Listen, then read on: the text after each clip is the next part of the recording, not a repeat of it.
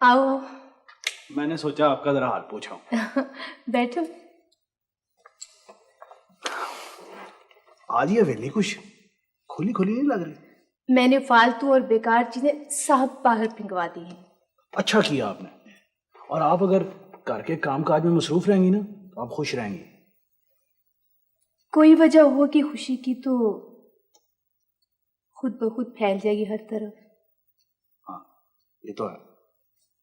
वैसे आप अकेले उदास नहीं हो जाती? नहीं, इतनी अकेली तो नहीं। बंदा खुद तो होता ही है अपने साथ। ले, अपने साथ अगर आदमी खुद हो तो अकेला ही नहीं होता। चाय पियोगे? नहीं, मेरी दुकान अकेली है। हाँ, ये तो तुमने कभी बताया ही नहीं। और कौन कौन है तुम्हारा दुकान के सिवा? एक बहन है। वैसे तो एक अब्बा भी है, पर उसने अब शादी कर दी।